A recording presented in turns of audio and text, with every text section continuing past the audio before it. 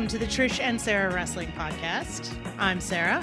I'm Trish. And this is our podcast. We talk about wrestling news and various topics from different promotions, primarily AEW, but also New Japan Pro Wrestling, WWE, and topics from around the wrestling world.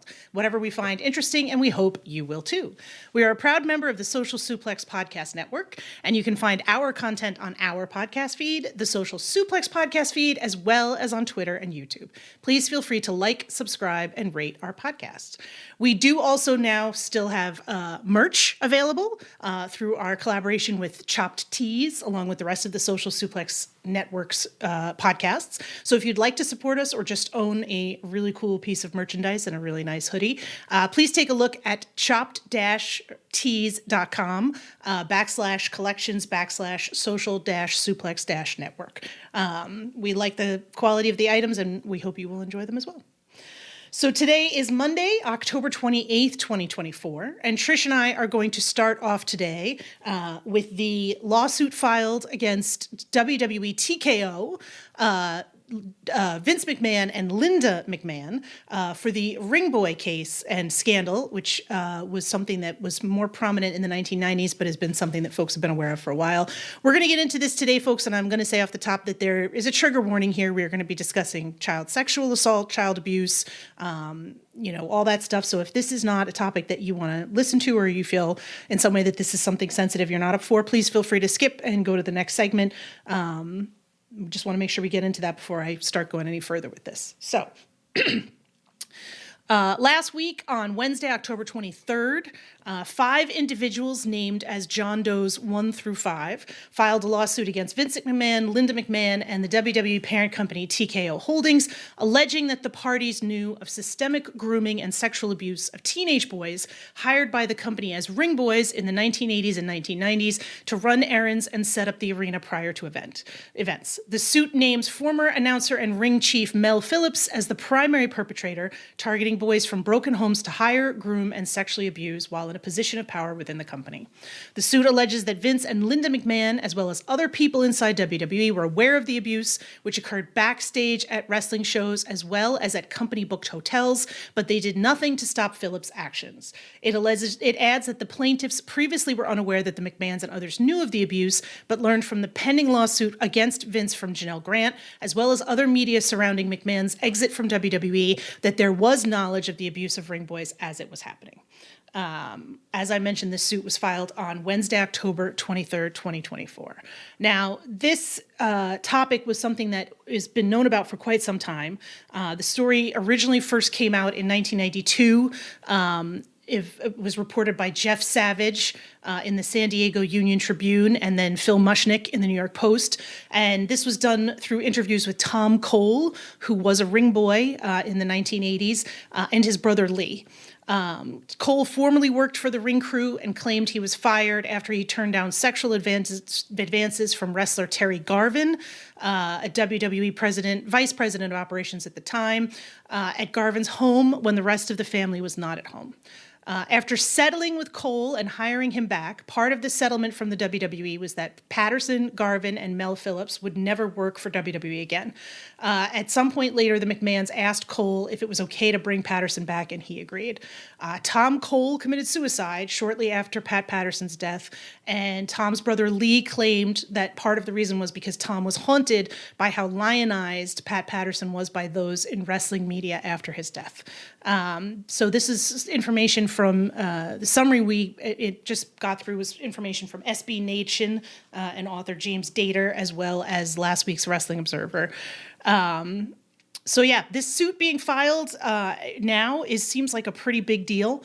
I think that even though this is something that was extremely well known at the time that it happened and was the source of, it's the reason why that famous Vince McMahon on Donahue episode came out. I think there are a lot of people today, Trish, who are just not aware of this story at all. Yeah, it's probably worth noting that the settlement that Vince made with Tom Cole was right before that Donahue appearance. Yes, I think it was like the day before, right? Yeah, but this is a story that has been out there for all the way since 1992 and has never been taken with the seriousness that it should have. This is cases of child sex trafficking. Yep. essentially. And it just seems to have been kept as a story that, as Dave Meltzer said, everybody knew, but nobody kind of talks about it. And these were victims who were generally kind of, lower income. They were kind of easy targets, let's be honest. Yep.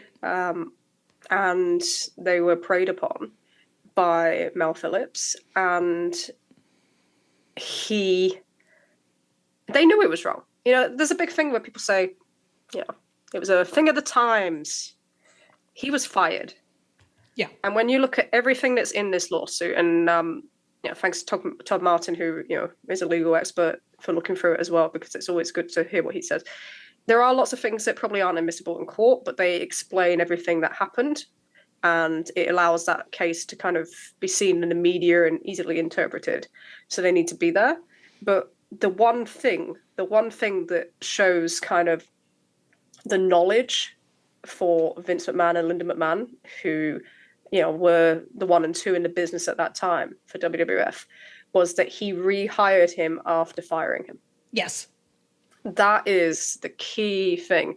You can say that in something like the Janel Grant case, you can argue that, and obviously the lawsuit is against WWE as well, but you can argue that Vince McMahon in that role, or in something like the Rita Chatterton case, is, especially in that, is not responsible as a corporate actor, but as something as himself. Right. But in this, he is the corporate actor. Correct. Yeah. So that is the huge difference in this thing. It's pretty much, and when you fire somebody because they are wrong, and then you bring them back and you say, just don't do anything towards children again, that's pretty much admittance there. And to then have, told that to Phil Mushnick and to Dave Meltzer, it's pretty much open and shut. And I can't see anyone claiming otherwise. This case came around very similar to the Rita Chatterton case in that, it had exceeded its statute of limitations. Yes. But in Maryland, they had repealed that for kind of child sex offences, similar to the way that with Rita Chatterton, New York had done similar with kind of similar cases with sexual assault and misconduct. So it's the lifting of that in Maryland that's enabled this case to be brought. And, it's good that, in a way, that as horrible as these things are, that they're finally out there. Yeah. And it expresses the culture of what was happening and how that was allowed to happen. And then, most importantly, it allows for these 1 to 5 John Does to tell their story, to look at what they've gone through, what impact it's had on their lives. Yep. And for people to see that, because it's one thing being told about something in a news report, it's another reading what somebody's gone through, and this horrifically graphic experiences in some of this in the report. And this was something that was ignored for far too long, and it's been a side thing for far too long. And credit to the likes of Phil Mushnick and David Bixenspan for going, for trying to kind of publicize this for as long as they have been. And I don't think it's any surprise that David Bixenspan and Dave Meltzer and Brandon Thurston were attacked by, Alfred Kanua of Fast National fame just before that was released. Yeah, so on Wednesday morning, Alfred Kanua, who writes for Forbes, although it's kind of zombie Forbes at this point, and has been well known to be someone who's participated in some of the more shadier WWE PR shenanigans that they're willing to hold, the Fast Nationals, as Trish said, and a bunch of other stuff. He posted some weird tweets. One of them was attacking David Bixenspan and sort of suggesting that he needed to become AEW's new head of social media or something. It was really out of nowhere and extremely strange. And then later on in the day, the lawsuit and news came out. Interestingly enough, David Bixenspan was indicating that he'd worked on this for a while. They had recently asked WWE for their comment, and he felt that, I think we all sort of felt like this made sense, that this was the sort of plan of attack. And it kind of goes to show that, people talk about WWE, this is a different thing, right? And this case happened 30 years ago. Like, this was a long time ago that this occurred. But it's also worth pointing out that this is the kind of stuff where it's like, we're going to, instead of saying, geez, this is awful, let's have somebody work to discredit a reporter who worked on this. It's just, I don't know. It's kind of bullshit, disgusting garbage that people toss off as wrestling war stuff that is just sort of bullshit. So it's kind of shit, quite frankly. And anybody who participated in it is kind of shit. And that wasn't just WWE last week. It was Vince McMahon's lawyer as well. Right. So the statement from Jessica Rosenberg, who's the attorney for Vince McMahon, was more than 30 years ago, the columnist Phil Mushnick tried to make headlines with these same false claims. These allegations were never proven and ultimately became the subject of a defamation lawsuit against Mr. Mushnick. The negligence claims against Mr. McMahon that were asserted today rely on the same absurd, defamatory, and utterly meritless statements by Mr. Mushnick. We will vigorously defend Mr. McMahon and are confident the court will find that these claims are untrue and unfounded. And that whole statement is completely an admission that you have nothing to defend yourselves with. Right. So this lawsuit doesn't come from what is like a statement from Phil Mushnick. This is coming from 5 victims. Right.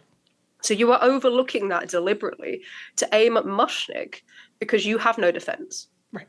That's probably the biggest admittance of you having no defense. It's the same with when the Janel Grant case came out and there was nothing. Right. From anybody else. So yeah, that's as good as it gets, I think, in terms of admitting that the only thing to do is to aim at a journalist who reported on it back in 1992 that they sued for libel and then dropped. Right. Because they knew they wouldn't win in court. So yeah, that's it's pretty cowardly.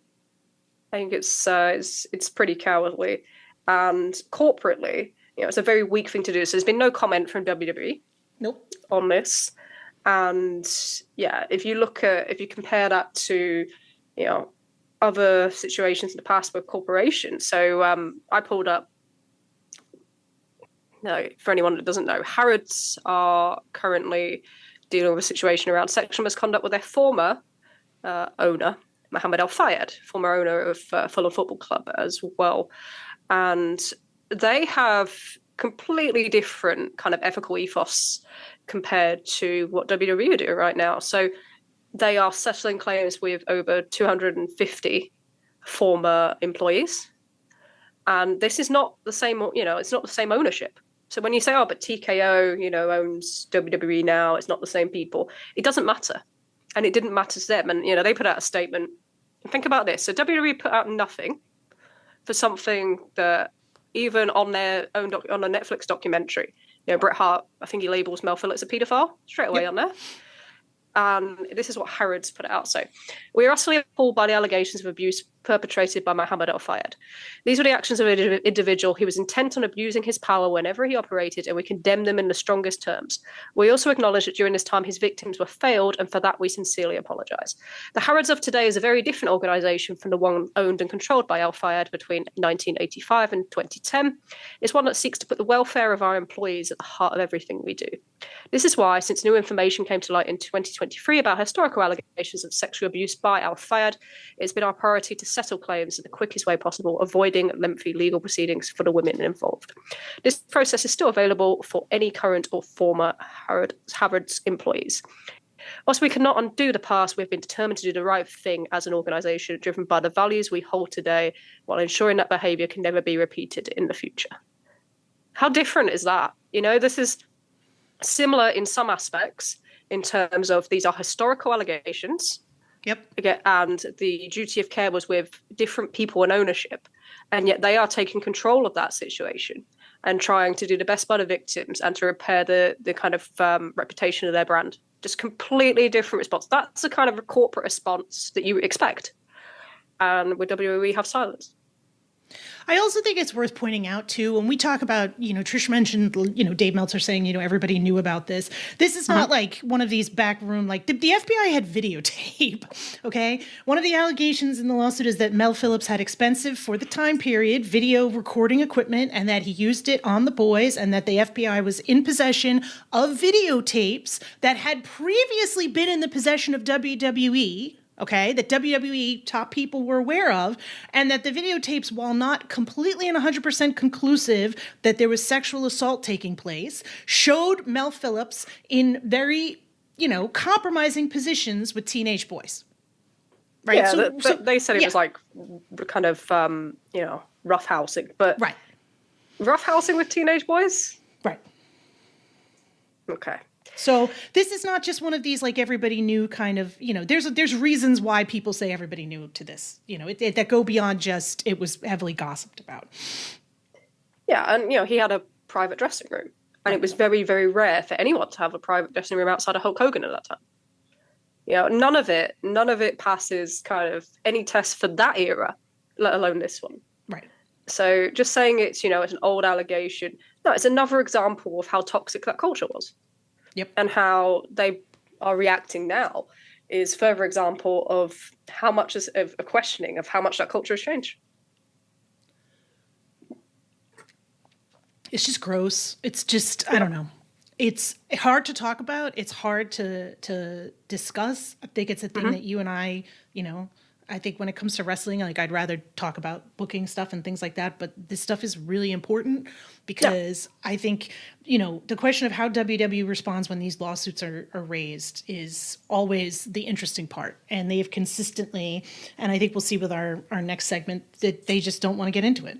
Right? They don't want to acknowledge any responsibility. They don't want to, place any blame. And, it kind of comes back to this idea of like, what's the Vince McMahon legacy, right? Yeah.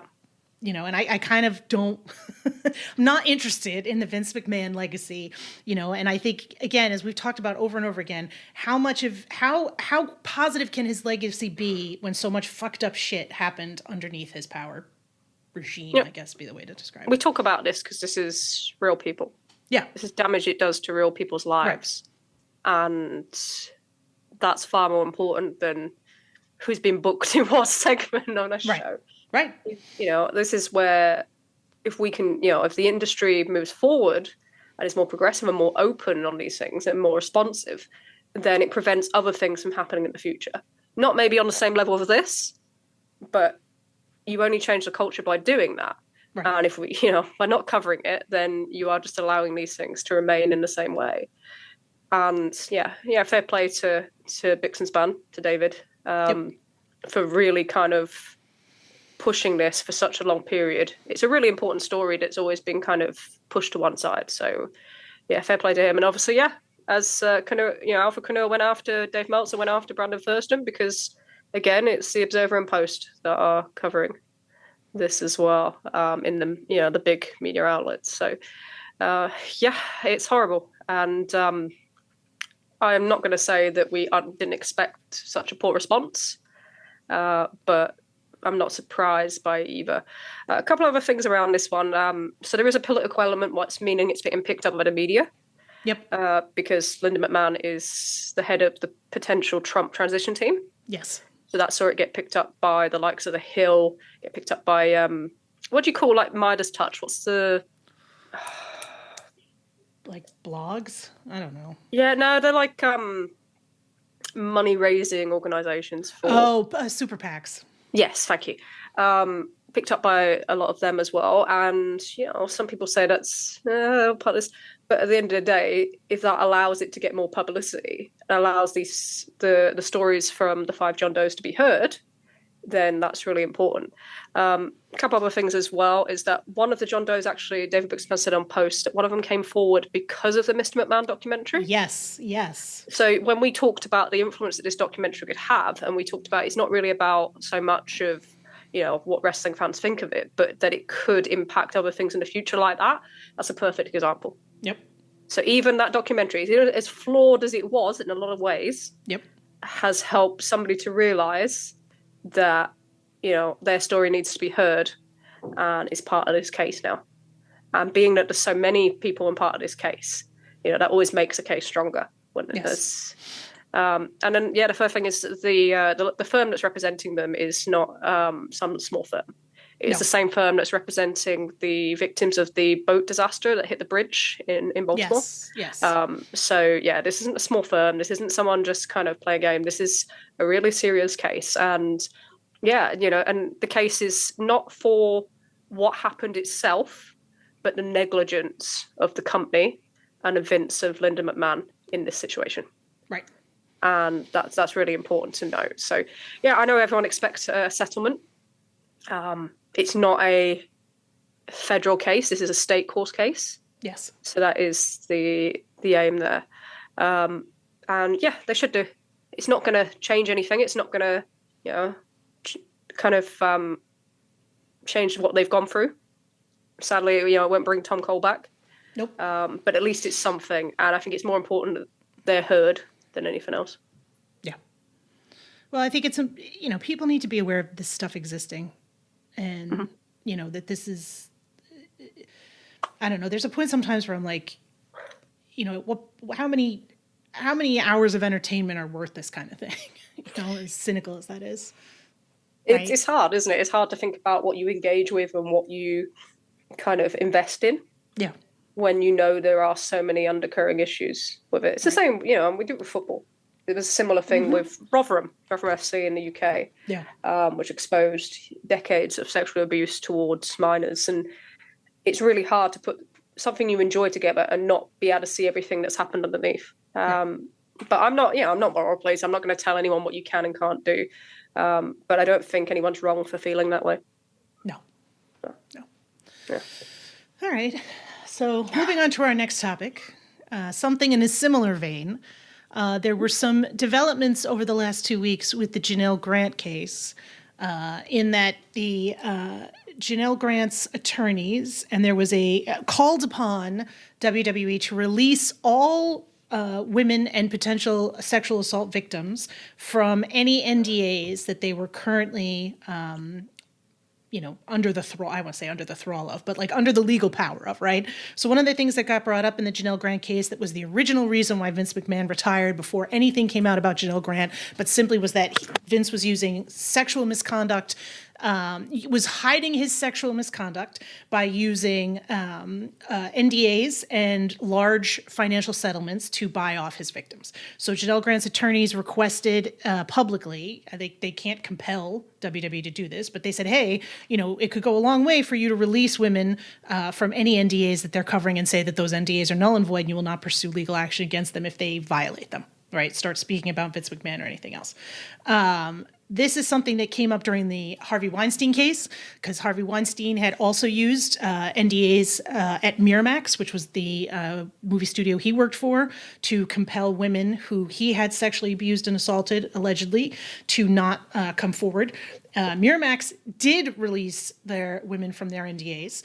And WWE has not responded to this, as far as I'm aware of, Trish.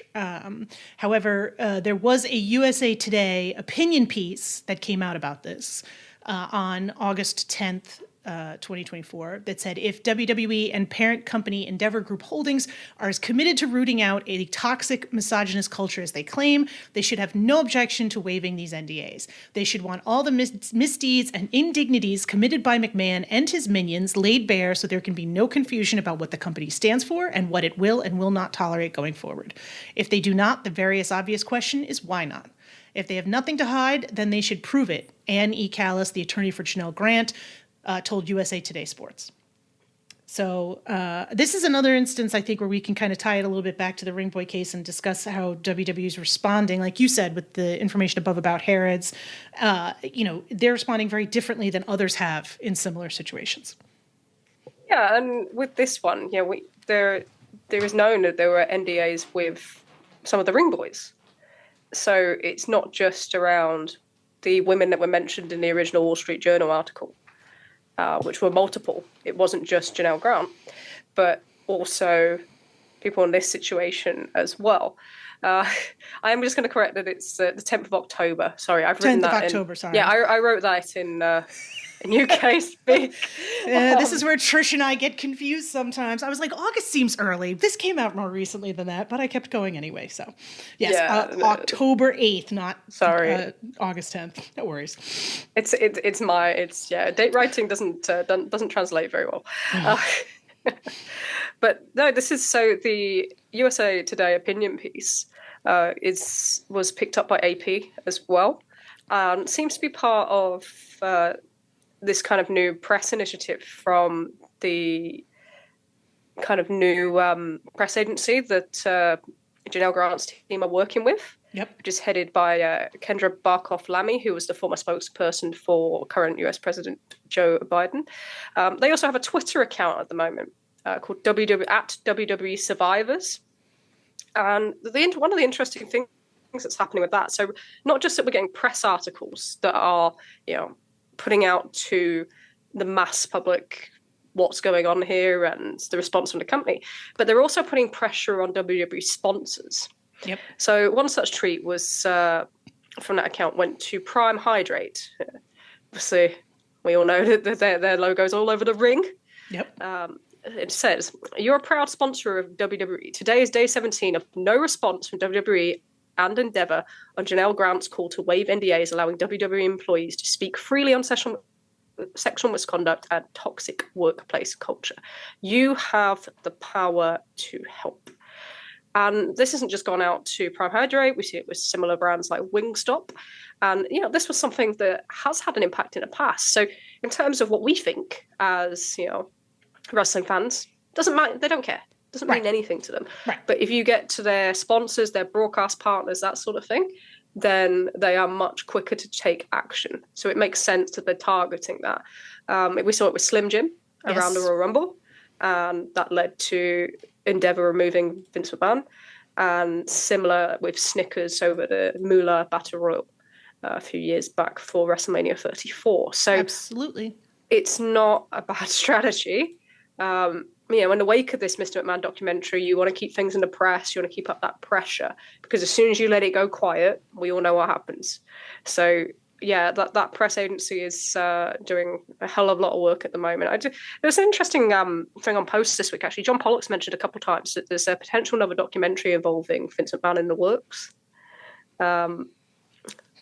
Yes. Which we can kind of say we're aware of. Yes, we're aware of it, yes.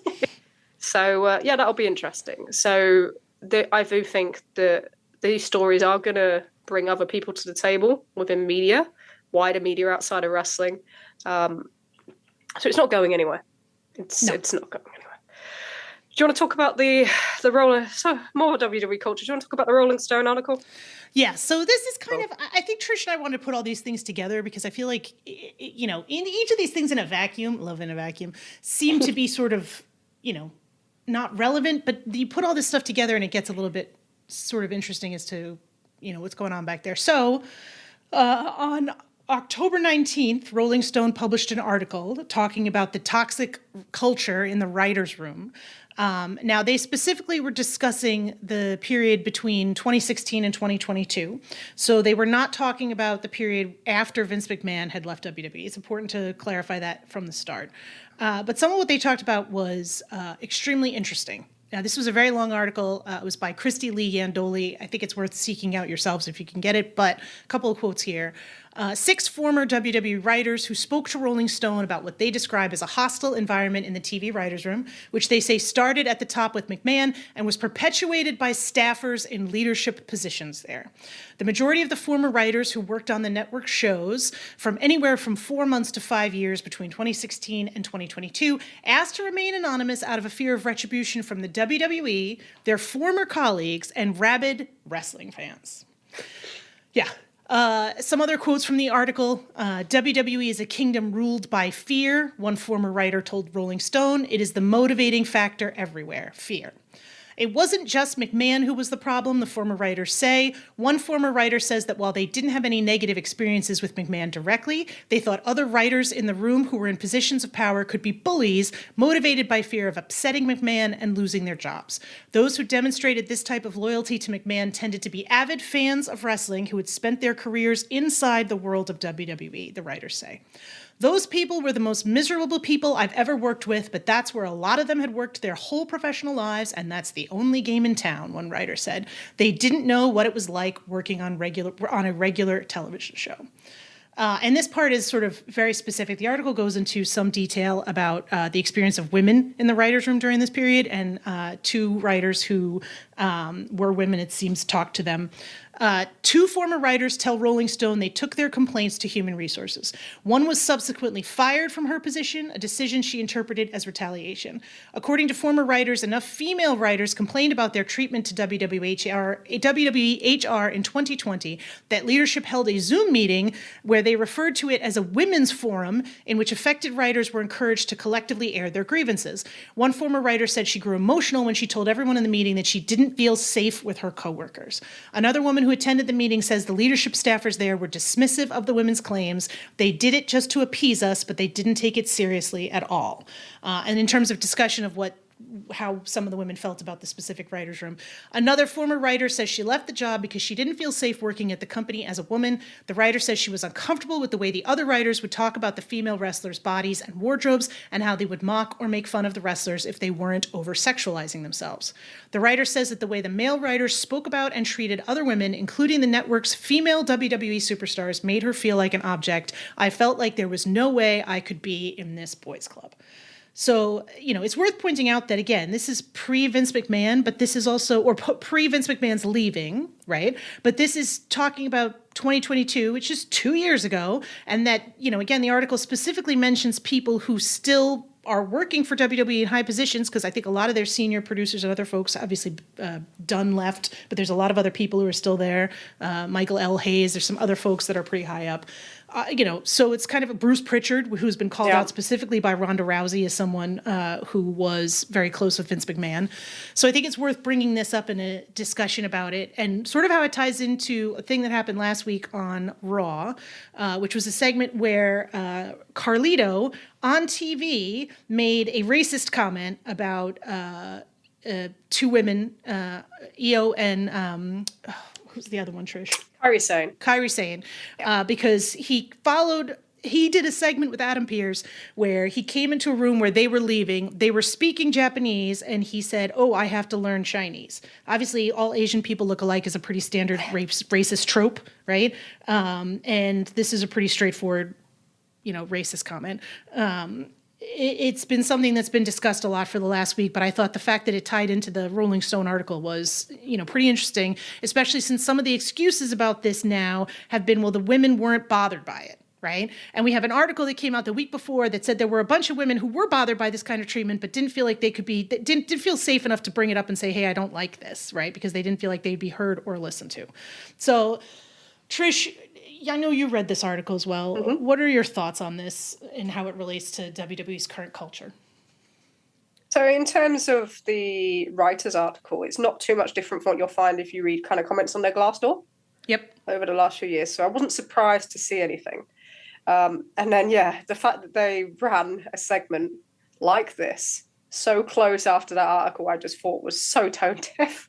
It was unbelievable. Yeah. And I've seen the defenses. So the initial report, Sean Ross Sapp said that they said it was ad-libbed. He didn't say it was, by the way. He said that credit to Sean Ross Sapp for that. Yeah, yes. And he's been very clear on that again today as well, that they claim it was ad-libbed. He doesn't know whether it was a pre-tape or live, and he doesn't know whether the talent are fine for it. Someone told Dave Meltzer that the talent were fine with it, and to Brian Alvarez. But these are claims. These Correct. Aren't from the talent themselves. And, even if they weren't fine for it, what can they say? Right. This is a power structure. We talk about this all the time. There's a power structure that controls who speaks to the media. It's a power structure that controls kind of what you do when you do, because, if you break that structure, you risk your push. You risk your job. You risk your position. There is no fallback. So it's very hard to kind of say anything. And the big thing, I think the big giveaway on this one is, if this was live, and the talent had made that suggestion, then they may say they have no responsibility. But they will not say whether this was live or pre-taped. Correct. And you can bet God knows how much that if this was a pre-tape, if this was live, they would have told you. They would have told you. So I found that kind of like that's a giveaway. They edited the line out of videos of the segment and replays it on the air on Peacock, so they knew that it wasn't right. And I know there's been claims that it's to do with a Hakushi thing on, Shawn Michaels did defeat, and that makes it all clear. But it's like, didn't we do the horrendous angle on NXT with the eating food, 2 years ago? That not happen? You know, like it's just a pattern. And then We when had you make Saray statements like Saray is a schoolgirl. it's a microaggression. Yeah. Yes. And it's one of them things where people kind of wave their hands at it. Oh, it's just humor, it's just a joke. And it's like, no, it's the sort of thing that is used, you know, to kind of put down kind of Asian Americans on a regular basis. Yeah. And, you know, you're just justifying it. I don't want to hear you justify it. It didn't need to be there. It did not need to be there. And there shouldn't be any claim otherwise. And the fact that that happened so close to this Rolling Stone article, which is talking about the culture up to 2022, shows that nothing's changed. Nothing's changed. And this is the big thing. So if you want to talk about how culture has changed and adapted, there's still, other than, you know, Shawn Michaels saying we have other things in place, there's still been no thing about what do we have in place? What do we have in place that stops this power structure and this wrestling power structure? Because that's what it is. It's not just a WWE power structure issue. That's a wrestling thing. Correct. It means that these people can speak and can be heard. And, you know, when their experiences are, you know, when things are wrong. And how do you safeguard these people? That's it at the end of the day, isn't it? How are we safeguarding these people? And it's still no answer. There's nothing. Nothing has come out since Vince McMahon retired in disgrace, came back, and retired in disgrace again. There has been no follow-up from WWE about specifically what they've done to protect wrestlers, employees, anybody else. It's, we're doing a great job, everything is great, don't worry about it, right? And then something like this happens after a couple of weeks where Triple H was publicly questioned about his use of African-American wrestlers and whether he had an issue, and his comment was, "I don't see race." Right? And then we have a racist fucking joke on Raw, right? That is edited out, but not fast enough before it airs. And we're supposed to believe that, like, you know, there's a protective environment in here where everyone can be heard, right? It's Carlito's fault. He ad-libbed it. It's not a big deal. The women were fine with it. Like, instead of an actual fucking apology or like, yeah, we fucked that up, that sucked. It's just endless excuses and leaks to people, like, everybody in fucking wrestling media, and then like wave your hand, like, don't worry about it, it's fine. Like, it's just bullshit. Look at the Samantha Irvin thing. Right? Yeah. She's an announcer. She tells them, and both Sean Ross Sapp and Dave Meltzer said over a month ago that she's, you know, not renewing, that she's going. And then they put out to PW Insider, oh, she left us stranded on a day, and Lillian Garcia just happened to be there. Shocking. You know, she just popped out the air like a little genie. And it's like, it just shows you that as much as people want to claim things have changed, or the strategies or the kind of way of dealing with these things, they've not changed at all. Prove me otherwise. Give me the proof otherwise, because we don't see it.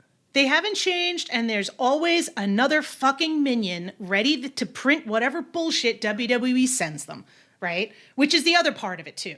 Like, some of it's like, some of these guys, like, have some fucking shame, right? Like, have some shame. Nope. Oh, yeah, no, Triple H sent me this. I got to print it. It was definitely... Yeah, Mike Johnson is supposed to be an actual journalist. Yeah. Like, it's unexcusable. Yeah. And, you know, it wasn't just for... You know, we've seen many examples with Mike over the last 2-3 years of different cases. But, yeah, you're supposed to be an actual journalist. Like, behave like one, quite frankly. It's just embarrassing at this point. It does. Right, that's enough, WB. I've had enough. But it needed to be done. I've had enough. Can we talk about New Japan? Oh, we were going to start this episode with New Japan. Do you remember that? That was such a yes, widely optimists, ambitious. WWE came in and took a shit all over everything, so we had to clean it up. Yeah, so I wanted to start with Tanahashi and WWE. Yes. On the show, but yeah, let's. I know it's always awkward when we have to move on for stuff like this, and I have no good natural way of transitioning, so I apologize for that. But yeah, we're going to talk about some New Japan Pro Wrestling. This is our once in a while episode that Josh and We Work Stiff will be like very happy to. And it's funny because we ended the last episode with me going, I'm going to go give Tanahashi a hug. Literally 24 hours later, he announced his retirement, which was something we knew that was coming and something that probably had to happen, but still is one of them kind of gutting feelings. You know, I compared it to, we found out for me, like Roger Federer was retiring from tennis. And it's like, I can't think of a world without Roger Federer. I can't think of a world without Tanahashi in wrestling. Yeah. And yeah, that was a real stunner. So he's planning to retire on the 4th of January in 2026 at Tokyo Dome. His ambition is to win the world title on that date. And then he said, and I'll hold it till I lose, like Bryan Danielson. But it was like, and I wanted to shout, but hey, at least it's a real retirement. I'm going to get in so much trouble. But yeah, for anyone that's not really followed the career of Tanahashi, and I don't, presume that everybody has seen everything, and I think that's really important. Tanahashi was kind of the game changer for New Japan Pro Wrestling. So in the early 2000s, Inoki was obsessed with like an MMA cross brand. Yes. Kind of similar to what GLEAT do now, which is an interesting watch if you've ever seen a GLEAT show on YouTube. But there wasn't seemingly a way out of it. People refer to it as the dark ages of New Japan Pro Wrestling. And then the crazy thing is the thing that turned him into a star was he got stabbed. Right? Here's a story for you. I don't know if you've ever heard this. Oh, yes. You've heard this? It's yes. Great. It's not great. He got stabbed. It's just so ludicrous. So he'd met a woman called Hitami Hora at a TV event. She was a TV presenter. And he went to break up with her in November 2002 and told her he'd been seeing another woman at her apartment. She then proceeded to stab him in the back, causing him to have a collapsed lung. She was actually given a 3-year prison sentence by Tokyo court, but actually it was changed to 4 years probation. And the judge said she committed the crime only after becoming emotional, that's something. Yeah. But the biggest thing about that one was after he was stabbed in the back, he rode to the hospital on his bicycle with his knife still in his back. Like, what? Okay. He's badass. He's a badass, yeah. So he did, and he suffered a collapsed lung. And his aim was to get back for Wrestle Kingdom in the start of 2003, and he couldn't quite do it. So he was in the corner of Chono and Nakanishi, Nakanishi, if you've never seen Nakanishi, was the poor guy fed to all the former MMA fighters to just beat up at every Wrestle Kingdom, it felt like. But he's wonderful, but never got what he probably should have done. So then he did come back. He came back at Ryogoku in February of 2003 to a sold-out crowd of 10,000, which wasn't a regular occurrence. And that was really a sign that he could be something. And they started to push him from there, and he grew in popularity. And kind of like, it's funny because people look at this and they go, oh, that was the moment New Japan turned around. But it kind of wasn't. It's very much like, the Austin 316, he cut the promo, and the next day he was the biggest star in the world. Neither of those things are true. So there he was gradually built up, and eventually he won his first IWGP title in July of 2006 when he won a tournament after Brock Lesnar didn't turn up to a show. Never heard that one before. And he went from there. And they really did kind of get out of the Inokiism era. He was the centerpiece. He was the ace of New Japan. And the things about Tanahashi that for me are really important is that the character always feels sincere. He's relatable, he's hardworking, but it always feels sincere in a way that like John Cena never has. And they're similar, they're always compared in a way. My husband has a horrible way of calling him Tancino, and we get many arguments about it. It's like, no, never loses. Yeah, he does. In that, they were kind of figureheads of that brand during that whole time period. But the thing with Tanahashi for me is that he recognized, the same way that Chris Jericho did at the start of AEW, that you can't do this alone. Yeah. It's not a one-man band. You need other main eventers. And the risk that they took with having Okada beat him straight off Excursion, a lot of people wouldn't allow that. Here's this rookie coming back. We're just going to let him win, beat me for the title. They just wouldn't do it. But he knew that it was important to get rivals. And we've seen it with Swerve and Hangman last year, how important having a rivalry is to you. And and his thing has always been to try and, create as many of those stars as possible. And even in recent years, he puts everybody over. We can tell the story at Forbidden Door when they had the 6-man and someone leaned over and said, who's going to lose this match? And without a beat, we just both went, Tanahashi.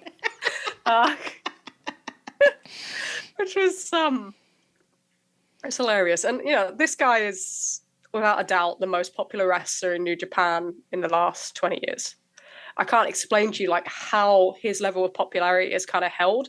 You know, even in recent years, you have Weekly Pro Wrestling do their most popular wrestler votes as part of their awards. And, you know, last year was his lowest finish. Actually, he finished 7th. Tam Nakano finished 1st, and then Naito just kind of.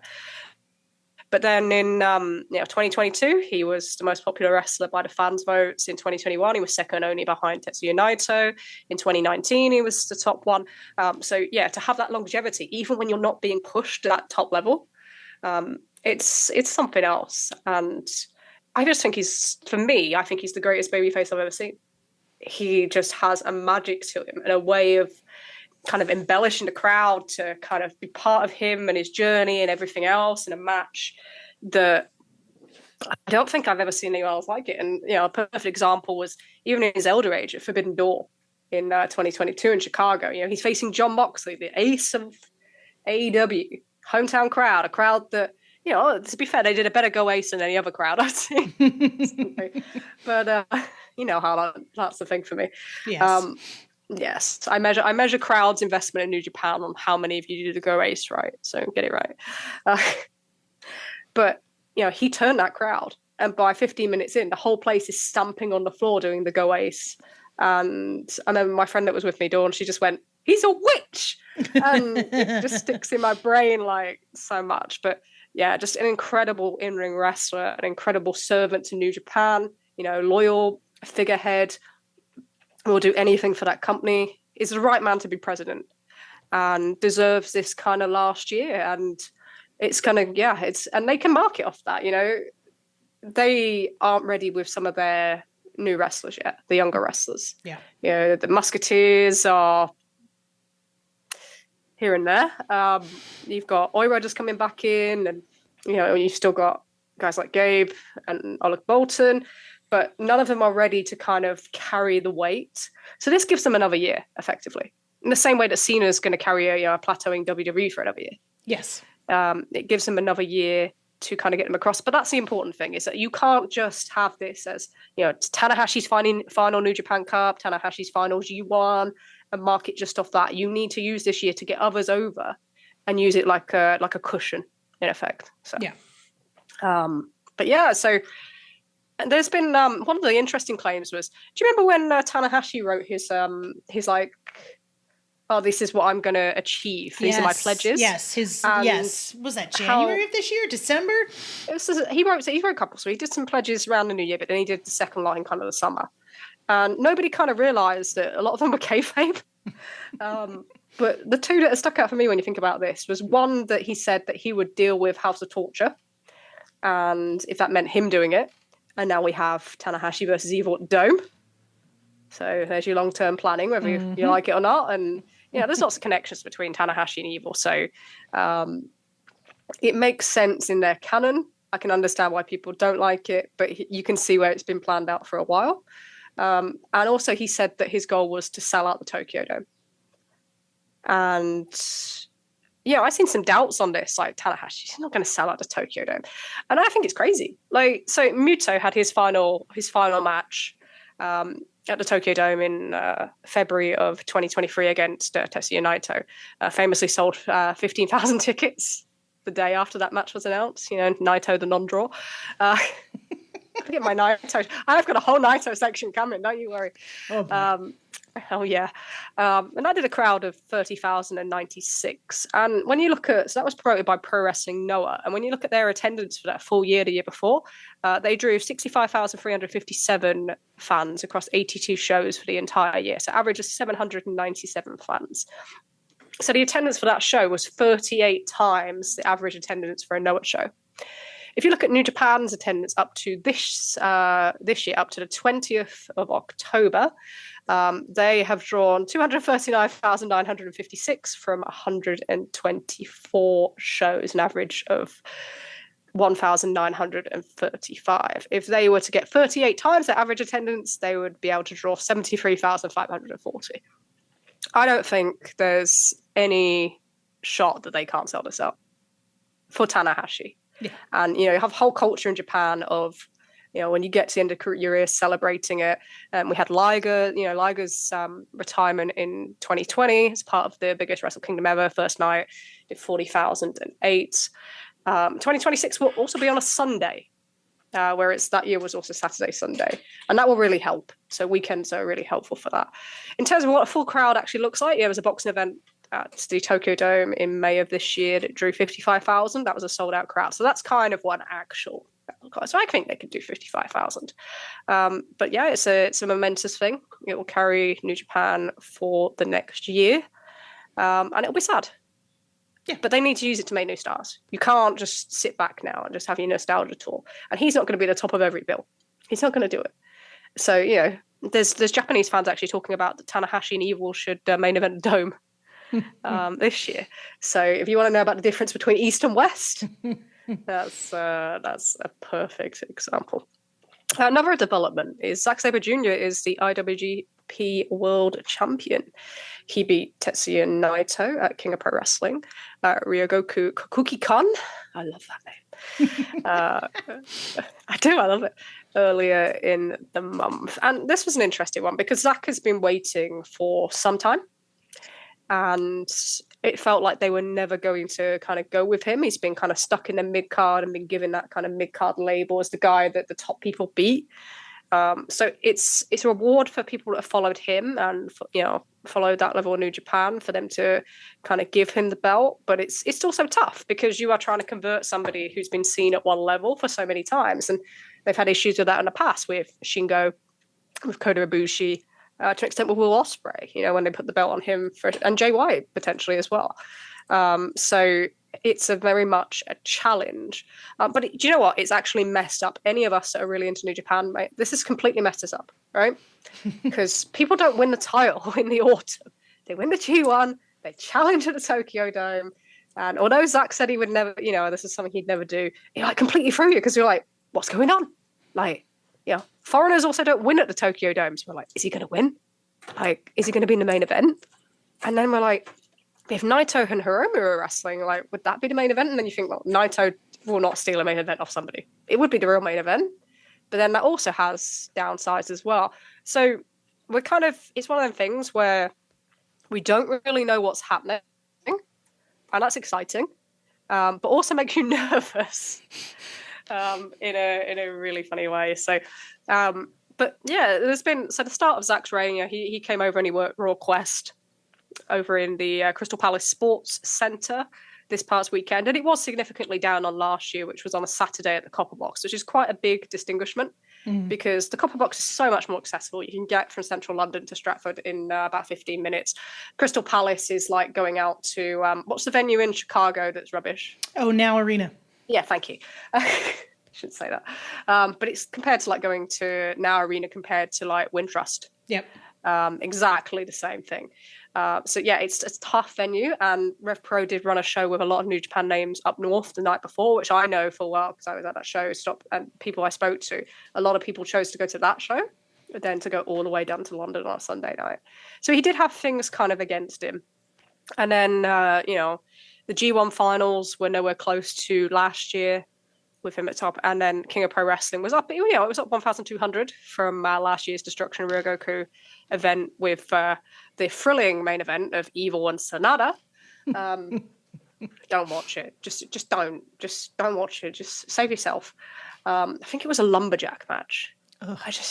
It wasn't good. It just wasn't good. But yeah, there's been some criticism of Zack, and they're kind of like, well, he's not drawing, and it's like this guy has been in the mid-card for so long. You can't just turn it on and off. It's really, really difficult. It's the same thing with this AEW angle. And I keep saying this. I think people think I'm saying this is a down thing. It's like, no, this is something you have to overcome. So they now have to work with New Japan to make him be seen like a champion. And we've seen some of the things to do. There's plenty of US shows coming out. There's one that's near you, actually, in Lowell, Massachusetts. Lowell. Yep. Lowell? Do you say Lowell? Did I say Lowell? Sorry. Yeah, no, yeah, it's Lowell. Lowell? Okay. We'll add that to pronunciations. I'll get picks up for this week. Roger that. Roger that. Cyclical. Yeah. Duluth. For God's sake. Yeah, I ate that one. And they've got the Strong Style Evolve show over in California in December. So there's, they tried to market him more to the Western crowd as well. He got the big win over Orange Cassidy at Forbidden Door. But it's not going to be an easy thing. They have to work at it. And it's the same with this AEW angle with using guys that you've put down as a mid-card and had anyone coming in from WWE. You have to now work at making people think they're headliners or they're main eventers. It's not a straightforward thing. So I would pull back on criticism of Zach for now, and we will see, what happens, because I think he's worked really hard to get there. I got a couple of Japanese friends that have noted that he's been doing a lot of the meet and greets and all that sort of thing. He's doing everything he can to kind of get himself over with the Japanese crowds. And I don't think it's the right time to kind of be shouting at his numbers. Give him a break, we're very quick to jump on people. Give him a break. It's a huge achievement. He's the only second foreign talent to win the G1 after Kenny Omega. And only one of very few to hold the IWGP World Title that's not Japanese born. So hell of achievement. He's worked really hard coming through Noah and New Japan, and that's fair play to him. But there is a strong suggestion that it could be Zack versus Shota Umino at the Dome. Did you laugh? I did a little. I chuckled a little bit. No, more because of the topic than because of him versus Shota at the Dome. And we're all kind of hoping that, stick it on either crossover on Strong Style Evolved or something. But, it could full well be. There's definitely a want to push Shota. And it's an interesting one. I've seen suggestions that there could be a heel turn in the works, and this is all deliberate. I'm not so sure. His original kind of dissension seemed to be coming just from the fact he can't pick a character. Yeah. And that seems to have really kind of had an impact on his perception. There were some interesting comments this week. So on one of the shows, Chris Charlton made the kind of following comment about Shota Umino, and I just wanted to talk about it because I think it's reflects some of the other issues that we've been feeling and others around us have been feeling this year. Do you want me to read this section, Trish? Yes, please. Yeah. You got it. I'm dying this week. I need all the help I can get. We will have updates on the Tunnel Talk medical Patreon for Trish's condition, and we won't. Yeah, I'm going to have a whole updating page. You can put latest updates. Right, I'm going to go die. Yeah, excuse her for a moment. Yes. So yes, the commentary, English commentaries, Chris Charlton essentially said, quote, the younger fans and the female fans might be behind Shota Umino, but a lot of the core people who come to every single event are starting to turn on him a little bit. So Smark-infested waters on Twitter followed up on this with their own comments, which Trish and I kind of both thought were interesting, where they said, I really wish commentary would not perpetuate this. Kids and female fans are core fans. This is like Roman Reigns all over again, where one of the criticisms aimed at him was that kids and women like him, as if that is not a huge demographic that is just as valid as male fans. It sets kids and women aside as not like regular fans, which is toxic as hell, and it starts to read as, oh, these kids and women like the dude because he does finger hearts, but the real parentheses male wrestling fans focus on his wrestling, and they are more important. I know no one means any harm, but it's a very dangerous narrative. We get enough female wrestling fans aren't real fans, or female fans are only here for the hot guys as it is.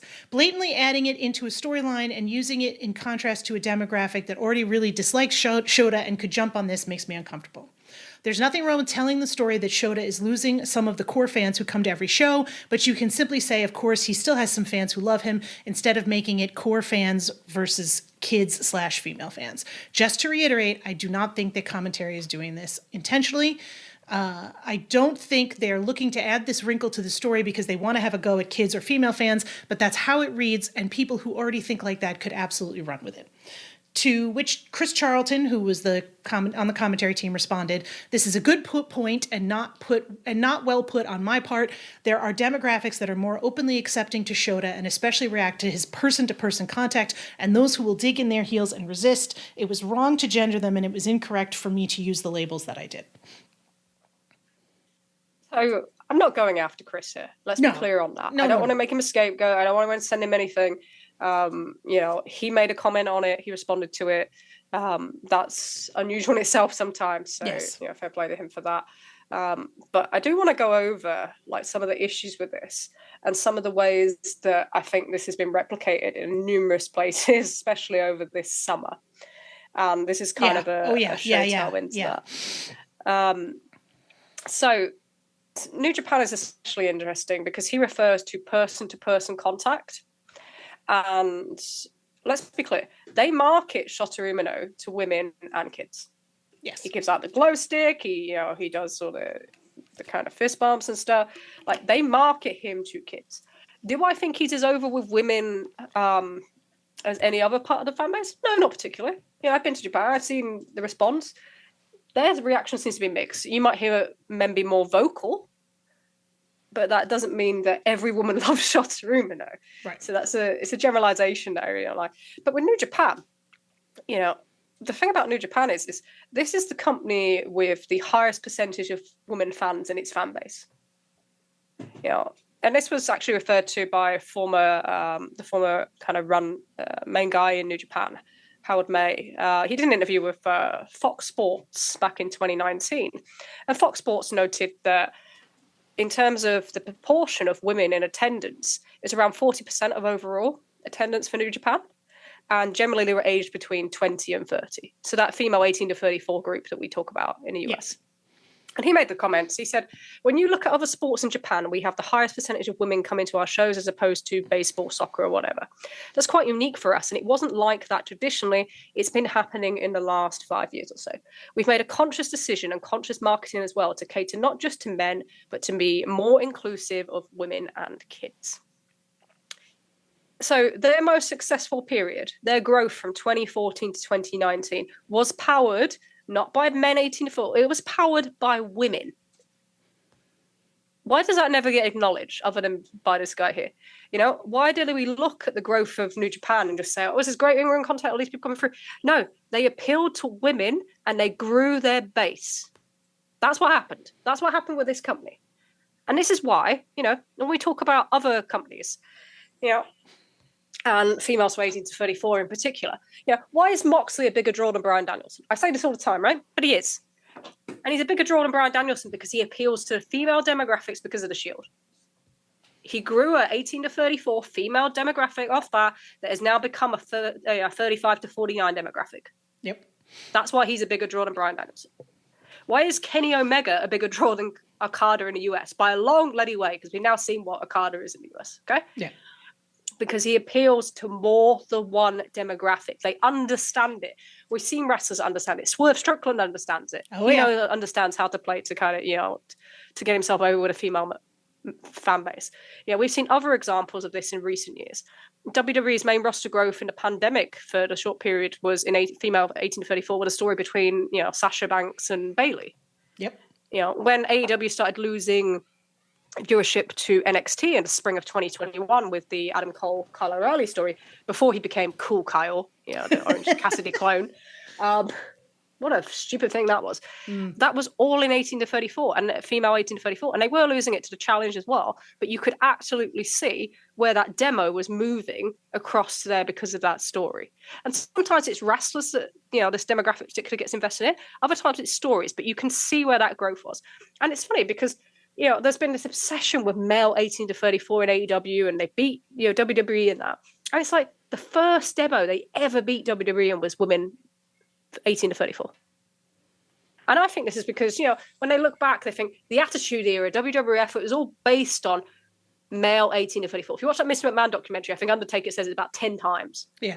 Male 18 to 34. We're not in that fucking world anymore. Nope. There are so many companies in the last few years, be it from New Japan, in their main growth period, their golden age, which grew massively off women to, now we're seeing it in pop culture. We see it with The Walking Dead. Got huge with women. Consequently, when it was starting to kind of move down, drop with women in that brand first. They are at the bellwether now. Yep. And there is just this obsession with ignoring this, or even worse, to say what we like and what we don't like. Okay? So, I've wrote a quote down, one that really annoys me, and it's not to shoot at Dave, but after the Bryan Danielson Adam Page hour match, They noticed that the major growth in that match was in women 18 to 34. Yep. And he said women 18 to 34 of all things. And it sticks in my brain because it's just this dismissive thing that this demographic doesn't really matter or isn't vitally important, when actually this demographic tells you what's hot or not, because they don't have that loyalty. They don't care about characters from 20 years ago. They don't have that loyalty to 2006 Ring of Honor, where there practically was no women in the crowd. And I know because I have all the DVDs. I am that person. But they don't have that. They won't invest in that. So you can see what's actually hot in your product and your characters now by this demographic, and we pretend like it doesn't fucking matter. And then we get a situation like when Dynamite gets preempted against NXT the other week on a Tuesday night where they do 2,000 and female 18 to 34. Yep. That's when you know you have a problem. Like, you can't keep ignoring it. And a lot of the part of that is, we said, people on that demo, traditionally, I'm stereotyping, but they will invest in characters that they have gone on a journey with. Yes. That was the same with the Shield. It's the same, it was a difference between why Roman Reigns was a draw in that category and CM Punk wasn't back in WWE. That's how it works. And in AEW, they invested in guys like Orange Cassidy. Yep. Guys like Darby Allin. You look back at the 80-34 ratings in April 2021. We talk about Hanger all the time, but we know that's a proven fact, right? And what has happened is every single time that you should be marketing to this demo, and this demo can cause you growth, and this demo held you up for a significant amount of time, especially last year, and then you kick them in the fucking teeth. You kick them in the teeth every single time. And now with this new story, they've got to work over the fact, and when you're trying to get these people back, but is it too late? Because you keep kicking them in the teeth because you want to appeal to somebody by throwing someone in that's big in male 35 to 49. Every fucking time. The highest number in this demo this year was 71,000 for the show with the Owen Cup finals in Calgary. And then it cratered. Well, no fucking surprise why that was. The week before against Chicago, one of the highest 18 to 34s for the year, coming off the back of Forbidden Door, which was headlined by two young wrestlers that people can go on a journey on. Yep. And the return of Adam Page. And then you do that the following week, and then you go into this horrible, not horrible, you go into this story that's focused on people that appeal to male 35 to 49. And guess what? Where did all the fucking women disappear? It's not fucking hard. But we seem to make it hard, and we seem to be able to ignore it, and we only care about, well, what's the men's competition? What's the sports competition? Actually, how's Survivor doing this week? How does Real Housewives do? How did Vanderpump Rules do? Yes. Vanderpump and The Challenge are the two biggest things that have ever impacted Dynamite across the years. Predominantly women watch shows. It's like you have this thing that only one type of wrestling can work. And this is the thing that AEW have got into a habit of. And it started with, Max's kind of flavor of ice cream stuff. And then you had Collision, which was one type of wrestling. Appealing, Jim Cornette's style, whatever it was called, the nickname for it. And guess what? Which demographic ran away from it quickest and never came back? Oh, the fucking women bailed on Collision. Yeah. Never came back. And especially in that younger demo. Yep. Especially in that younger demo. So the thing is right, is that you can say, and you can look down on it, and you can, because I think there's an element this year especially that is particularly kind of threatened by it. Yeah. And I don't think that's just wrestling. We're seeing it with women of football. And I listened to someone talk about how football, women don't belong with football. They shouldn't have a part in football the other month. And there's this pushback is like, this is not for you. And we see it when we discuss kind of, you see things like Tumblr, Twitter and shit like that said, or they look down on kind of fan fiction and that sort of thing. Whereas we use that to identify spikes. We can actually identify something that's going to become hot because activity and engagement super invested in it. Yes. Yeah. Because there's that level of investment. It's the same with the focus on Twitter. You are focusing on something that's predominantly male 35 to 49, where we have things like TikTok and Instagram, which are heavily more women. And now we're seeing, credit to AEW actually starting to get that way. You need to, Rome's not built in a day. You need to keep up with it. But it's this whole thing that we don't like the way you see wrestling because it's different from how we see wrestling. When what you don't understand is the people that get over and do the best and are most successful are the ones that appeal to as many demographics as possible. Correct. It's not about casual fans and that bollocks. It's about appealing to as many different demographics with your storytelling, with your app, with whatever it may be. And that's why people are successful that you probably don't think they should be. That's why Naito's more successful than half the wrestlers that you want to be, you know? It's exactly that single thing. And, you know, women 35 to 49 are massively important with Dynamite. As much as Collision, they say, oh, you know, I've heard people discuss things with WBD saying it's only male 35 to 49, they're interested. Well, Dynamite needs 35 to 49 women because that's what they get from the lead-in. Yep. And the longer they can hold them viewers, the higher that number is. Yep. So I want it. That's enough. I've had enough. It's like if you keep looking down on certain parts of your community, or you use them to say, "Oh, they don't like blood, so that's why they're running away." Ask a fucking woman. Yeah. Ask a fucking woman, because we, you know, and don't be threatened that there's voices with different viewpoints that consume something differently that could actually bring something to wrestling to make it kind of stronger. That's what the Elite did. That's what that level of storytelling is. That was female-aimed storytelling that has actually made the product better.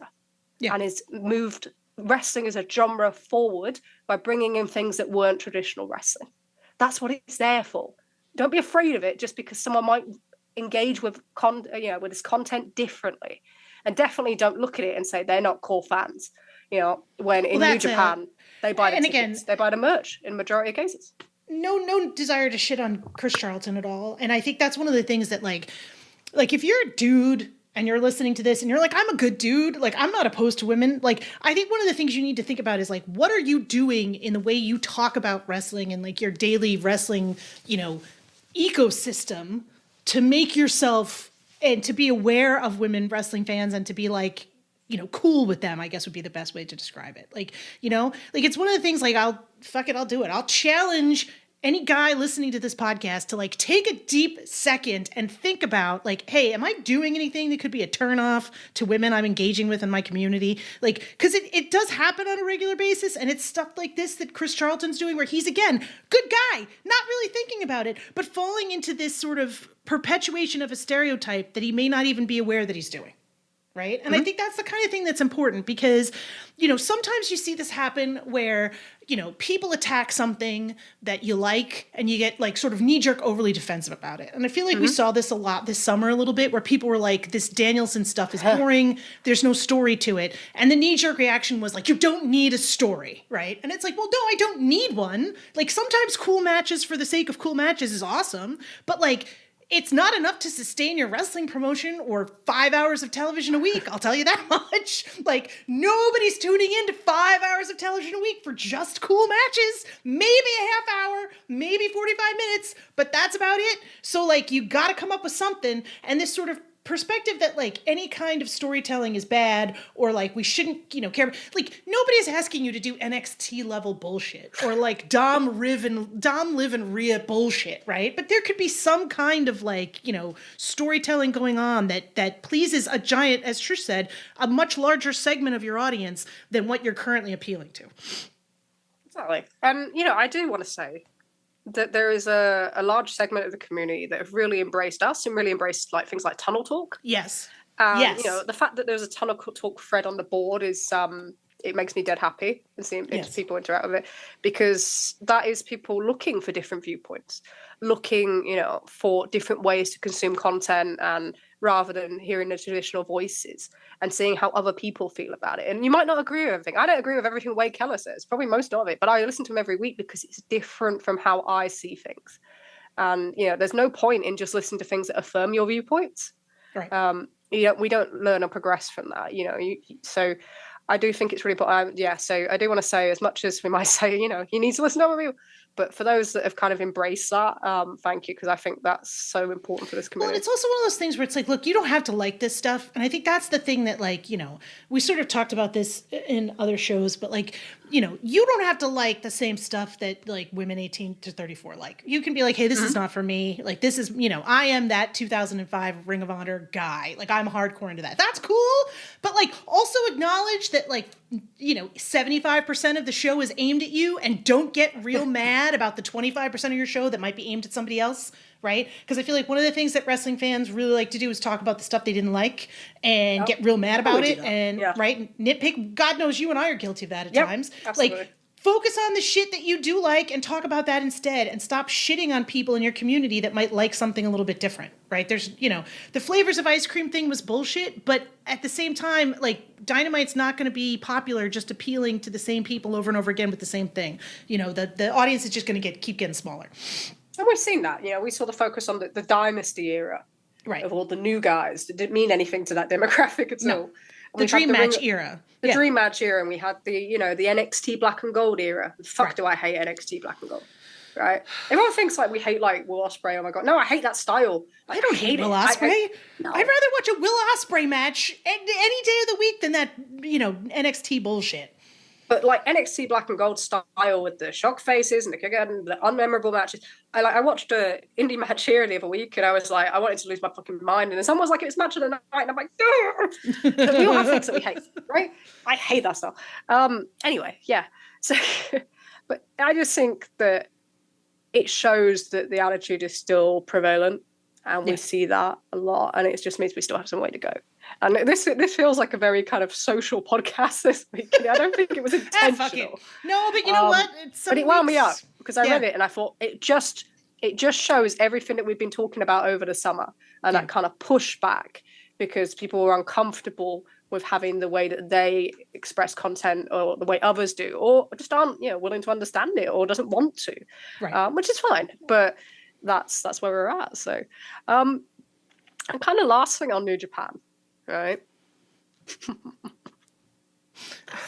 So I'm going to preface this with Damon on Super J-Cast did an incredible tribute to Tetsuya Naito and talked about him, being vastly underrated in his career and, maybe never quite fitting in New Japan, but really was the guy. Right. I'm prefacing that so I don't look like such a mark. But tell you what, right, he's got no knees.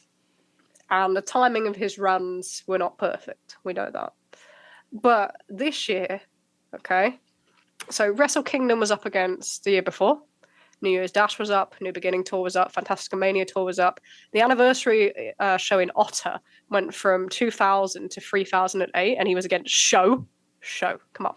It was a fun show. Twitter hated it, but I enjoyed it live. And it was a fun show.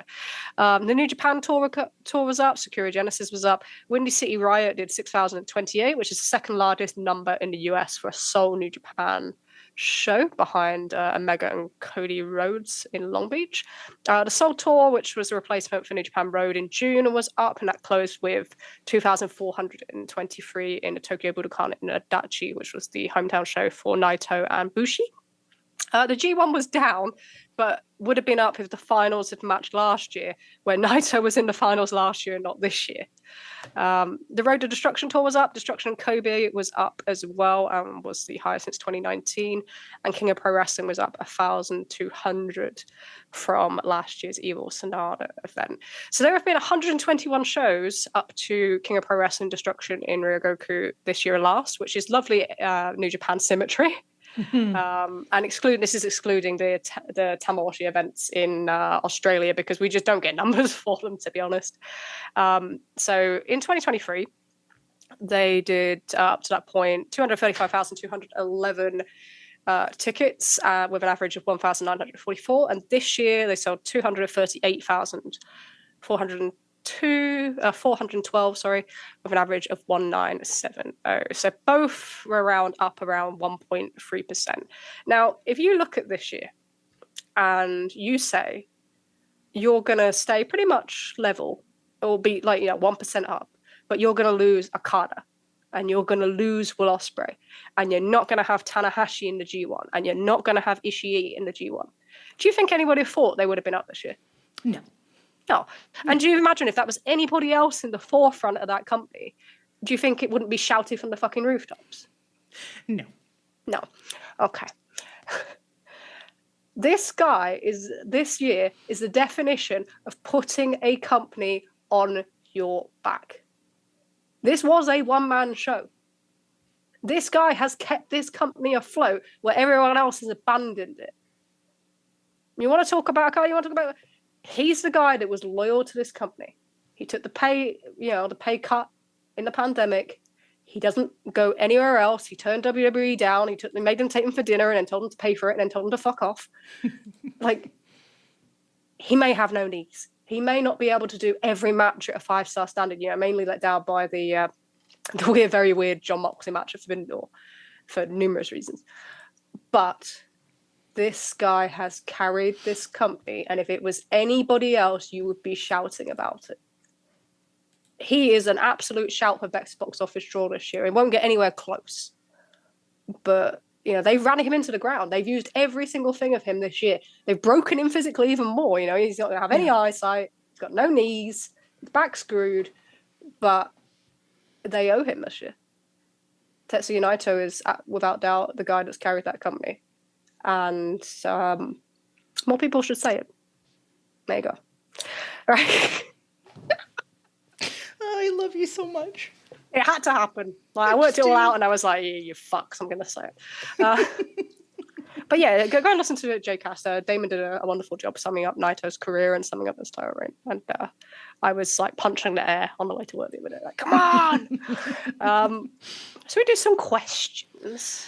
Yes. Do we do the fun one? Yes, let's do the fun one. I'm going to read this one, Trish, because I'll let you take a break, and I'm going to read the excerpt underneath. So Arbitrary Elite Wrestling on Twitter asked us, Sean Ross Sapp reported that Moxley was specifically chosen by Bryan Danielson to dethrone him, but Meltzer and Andrew Zarian said that the original plan was Darby. What happened here? So to start with, I'm going to read from this past week's Wrestling Observer newsletter, that had a couple of notes about this. So this is from Wrestling Observer newsletter dated October 28th. Quote, a few notes regarding the long-term plans here. According to those close to the situation, while the story was out about Darby Allin being planned for the title this year after Bryan Danielson, the secret plan from months ago was always Danielson to Jon Moxley as a heel. Again, I apologize. I'm reading Dave Meltzer. The Swerve Strickland to Danielson and then to Moxley story was planned prior to Moxley winning the IWGP title, but apparently the only people who were supposed to know were Tony Khan, Moxley, Danielson, and Allin.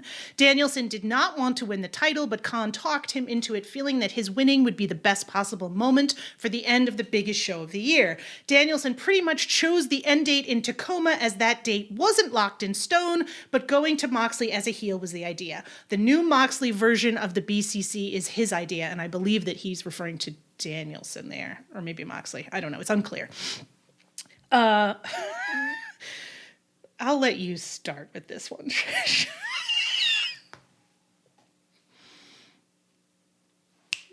I think you're still muted, my friend. It was going to happen eventually, wasn't it? Like, you're on mute. It's like Zoom back in like 2020, isn't it? Yes. You're still on mute. You're still on mute. Got to pick 6 backgrounds, but I'm still on mute. What I'm going to start with is all the things that this exact story relies on to be true. Okay.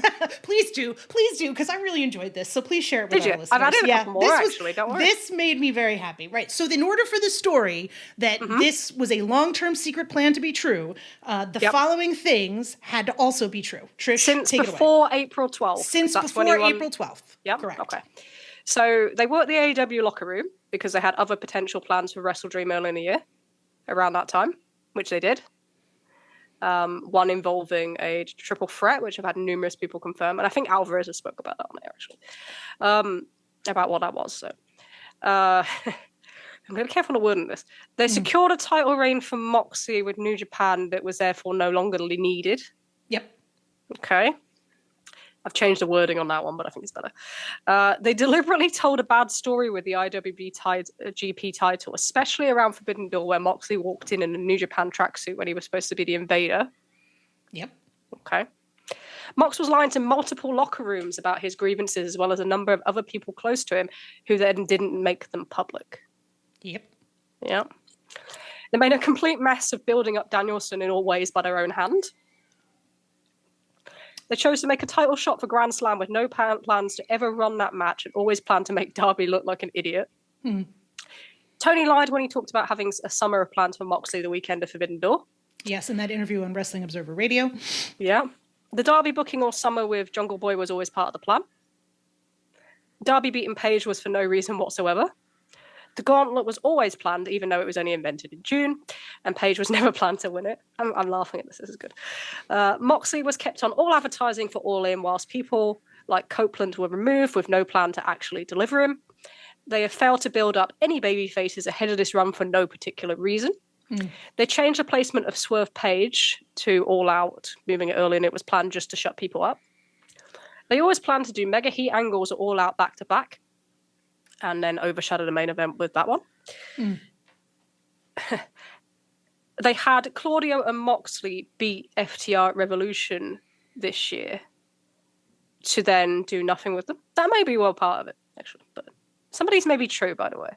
I'm putting them out there. Some of them may be true.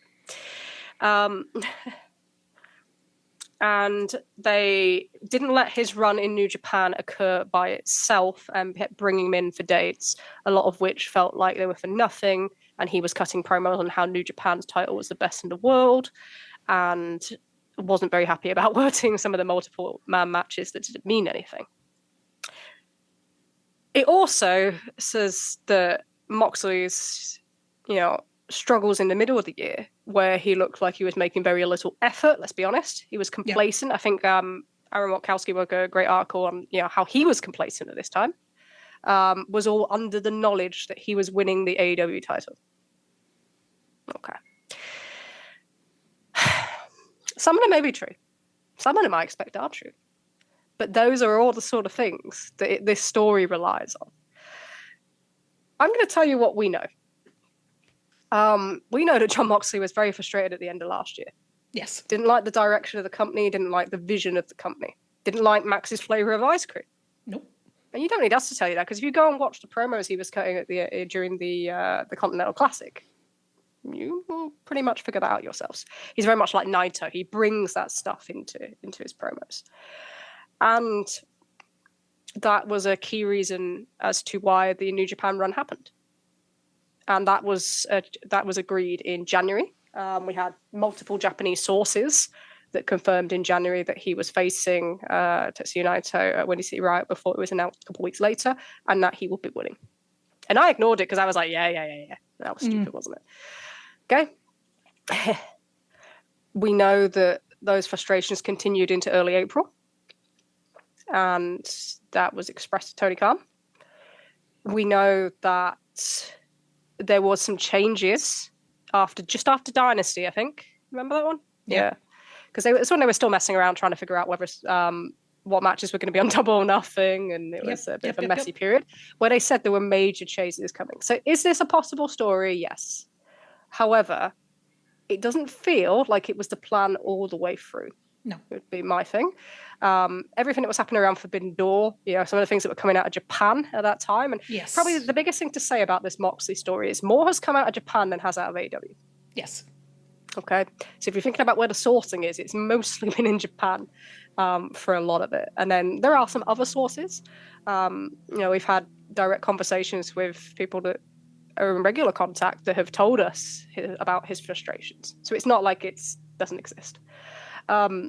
There was, they did the week where Darby won the Grand Slam Battle Royal and then beat Adam Page, and a number of people were told that Page would win the Gauntlet, and that would play into that. Obviously, that didn't happen. Christian got the belt, so got the briefcase thing. So that bit in the summer, and then I think it was the first week of August was when we found out that it was Moxley Danielson at Wrestle Dream. Yes. And the way that it was expressed to me at that time, so without any of this other knowledge, was it would take the belt out of the sphere of Swerve and Hangman and into Moxley's. And, I've seen people who have, conversations regularly with Moxley say, but it's an idea of moving this from, Max's flavor of ice cream to this direction. And I don't think it's surprising to see who's Moxley wants pushing. Right. We've spoken about this before. Yeah. Kingston's not around. I'm sure if he was, he'd be involved in this. Yes, he would absolutely. Cassidy is someone he's wanted to get pushed for some time. Correct. Darby Allin, same. Yep, absolutely. Exactly the same thing. These are the people. If you go back to that promo that Mox cut was it right after his matches last fall where he basically was like, I think he was like, Hangman, Orange Cassidy, Darby Allin are the three guys you should be building your promotion around. He pretty much said it in a promo. Like he did. There's no secret to it. He always puts stuff in a promo. I said it's like Naito. They both do the same thing, and no one really. They put it in interviews. They put it in promos. The best one was when he did the RJ City thing, and he was like, "Just pick one identity." Yes. Yes. Go back and watch that. In the middle of a comedy interview. Yeah. It was like, because we looked at it and went, because that's where it was kind of getting out a little bit more. Yes. Look, is there some politics involved in this? And having the belt? Yeah, absolutely.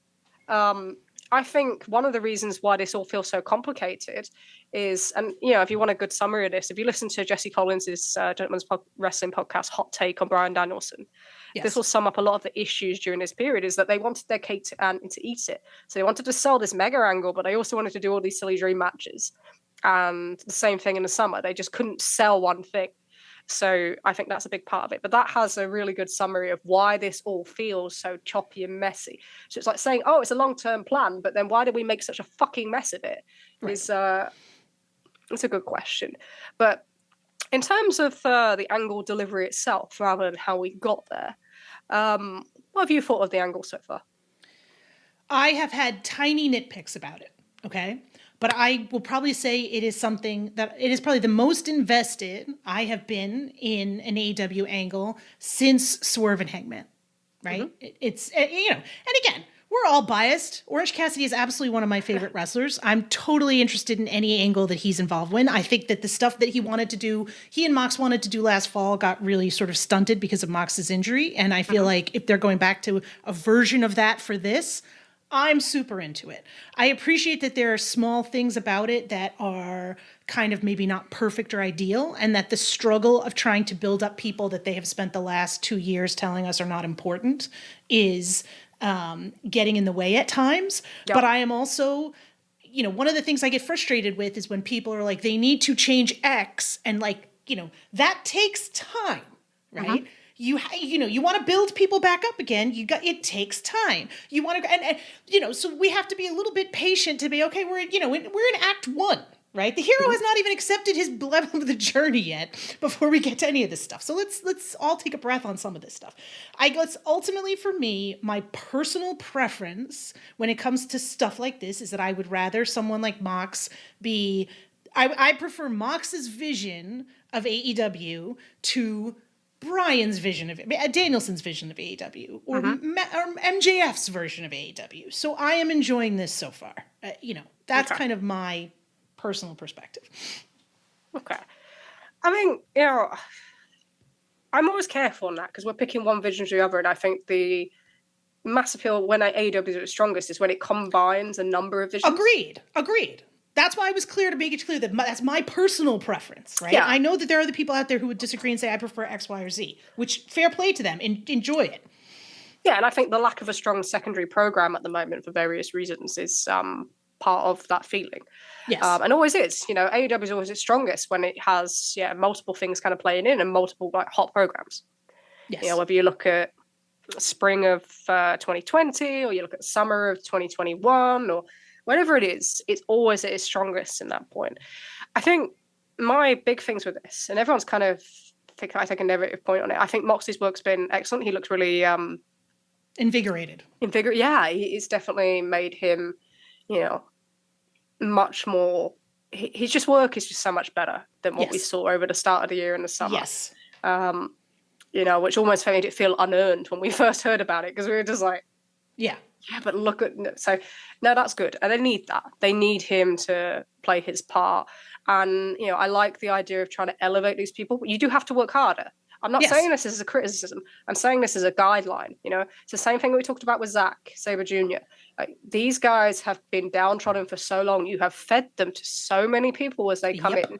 Yep. That you have to work harder, and what you can't do is flinch because it doesn't go the way that you want.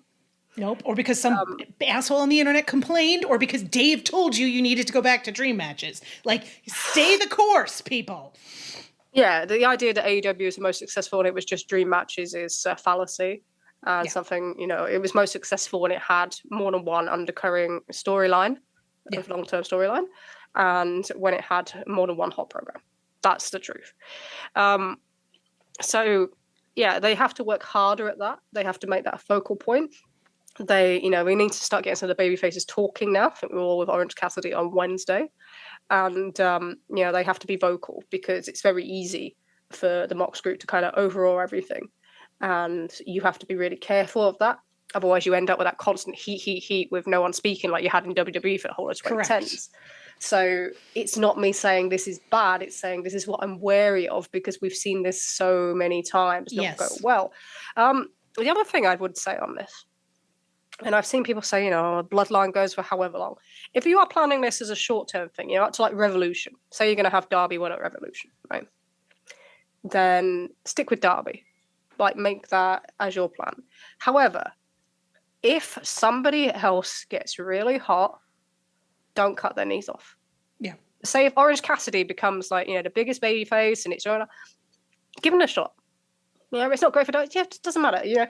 The worst thing we've done this year is anytime somebody's got hot, we've cut them off. Right. And that is, when we talk about female 18 to 34, that's the quickest way to lose your younger demographics. Yeah. And I always think, you talk about a bloodline. Sami Zayn wasn't initially part of the plan to be a big thing. Nope. That was two things that ran with it. They pivoted because they went, oh, this is working, and we'll use it. Cody Rhodes was not the guy who was he wasn't even signed with a company when they started that. Yep. So, things will change. The ability to pivot and not kill other things is really, really important in this. Yes. So I would be really, really, really careful with that. But yeah, we'll see how they go. It's a good role for Orange Cassidy. And yeah, it's really weird because I heard someone say, like you've read it as well, that, did you like end of last year's AEW? Yeah, the Max AEW. Yes. Someone, who has really contact with Max. And what I thought about is actually this year we've had like 5 different variations of AEW. Yeah, we had like the rankings one with the huge emotional, Swerve and Hangman at the start of the year. Yep. And regular, them regularly on TV and it building up, and then that story just kind of stopped because obviously they moved on. Then we had the Dynasty era. Yes. We focused mainly on like the new signings and that sort of thing. Then we went into the Dream Match era, and now we're at this one. So in terms of figuring out your identity, I don't know if we're any closer to it or not. But yeah, give it a shot. It's just so funny. It shows you how much. It's very funny that people say ratings don't matter anymore, and yet this is an absolute, like, we're trying to work on our popularity. We're throwing things at the wall. That's what it is. Yeah. Not a bad way, but that's what it is. Next question. So this is from Broken Hearted on Discord. Got this in just this morning. Yes. Luckily, we didn't record yesterday, so nice timing. How do you think WWE on Netflix and AEW on Max will change each promotion? Will it be beneficial to both, or will one be more effective than the other? I think that, I'm going to start answering this question because why not? I think that AEW on Max is going to be, there's no downside to it. Anytime, we talked about this when the deal came out, anytime you can expand your audience, provide your audience with another medium, provide people who are only on Max with the option of watching it, give people the option of streaming legally, all of that is extremely important, and I think leads you to potential new viewers, right? Mm-hmm. There's no argument on that one. I think WWE on Netflix is really a lot more interesting. I think the idea of taking, wrestling off of, cable television or regular television and putting it on a streaming service exclusively, especially Netflix, is going to be really interesting to watch, right? Are the fans going to be tuning in every Monday night? Is there going to be more people watching maybe on a delay? Are they going to be able to trumpet their success as aggressively as they can with the ratings right now? Like, how is all of this going to go? And I do think, we're going to see some positives for, they're going to roll out all the stops with this. They're going to have Cena. I would guarantee The Rock's going to come back. There's going to be a ton of people who are going to be pushing for this. And it's, I don't know. I think there's going to be some initial positivity. I question how long that positivity will last. But with WWE, it's very difficult to tell. They've been able to extend their hot period. I don't want to say they've been able to extend it artificially because I don't think that's an accurate way to put it. But they've been able to sort of manipulate the extension of their hot period, I guess would be the best way to describe it. Okay, so WWE on Netflix is the idea of it is to be like destination programming. Yeah. In the same way like the NFL is on Amazon. And it doesn't always work because we did an exclusive NFL game on ESPN Plus that died last week. Yes. But that's the whole idea of it. And, Netflix want to use that for ad generation because they know it's a popular ad brand. And they are targeting the younger demographics where WWE has grown in recent years. Not quite back to their kind of late 2010s level, but a stronger rate than most brands are in this case with the decline of cable. So the key question with this is how is it going to be advertised on a weekly basis? Yep. When Netflix are always putting, their top new shows every week on the top? Yep. And how do you make it destination programming when you won't be advertising it so much on TV? Yes. No one's going to see a commercial. Nope. That's kind of difficult, especially in relationship with USA as well. So how are you going to make that transition where people remember to do this regularly? Because you got Netflix, and what was I binging this week? This is completely I watched the Boston Red Sox doc on there, and then we binged over the weekend an old series of Jessica Jones because David Tennant was in it, and this is what you do with Netflix. Yes. So you have the benefit on both Netflix and Max that sometimes when you're bored now, you don't channel hop. You don't go on the guide on your cable No, you go on Netflix and go find something interesting and it'll recommend you. So that kind of AI system is very important in this on how many people it recommends this content. But it is about destination viewing. So the thing about Raw, one of the biggest strengths of Raw over the last 20 years is that familiarity. It's Monday night, 8 p.m. on USA or USA, it's always been on one of their networks. And now you won't have that. No. It won't be, the danger is out of sight, out of mind. Yeah. And I think that's why we are seeing more of the kind of simulcast, whether that be for college football or basketball or for the World Series is being simulcast at the moment. And that's why that option is seen maybe as more preferable. But Netflix like to own all the content. So, whereas destination kind of viewing or having part of the content is more of an Amazon thing. Right. So it is unusual for them to do this with WWE. I think it just depends on the level of advertising. There's many a country now where they're going to be in less homes than they were previously, say in Mexico. And that has a side benefit that if AEW can pick up like they have there in Mexico with a Fox Sports deal, yes, they can pick up some of these deals. And that seems to be a big aim for them in 2025 is to that international expansion by way of what WWE are giving up. Yes. In terms of AEW on Max, there's a lot of say that it will enable them to kind of reconnect with their younger viewership. Yeah. That are leaving cable, and quite possibly the biggest thing for them. It's a little bit different from WWE. So WWE have this 10-year deal with a 5-year opt-out, and their 5-year deal, the first 5 years will not match the 5 years for their previous deal with USA. So their thing is they need to deliver enough results, and you do this with Netflix because Netflix are ruthless to be able to justify that second 5-year of that deal. And you're relying on that Netflix continues to grow. Yeah. Okay. With AEW on WBD, there are, I think it's 2 or 3 folds. So you have this extra marketplace. If that includes some of the international Max services where they're not on a broadcaster currently, then even better. That allows you, even more access to your brand. The pay-per-view part allows you to demonstrate your brand in terms of loyalty and what you can give to WBD. So it allows you to kind of keep being valuable going forward because of how unusual it is, of how loyal AEW's kind of fan base is. So that's where you have to, that's why popularity and investment is so important, because the reason they got one of these big deals is they can demonstrate that their fan base will, take this extra content, will buy this extra content in a way that boxing can't do anymore, in a way that other sports can't do anymore that used to previously be on pay-per-view. Right.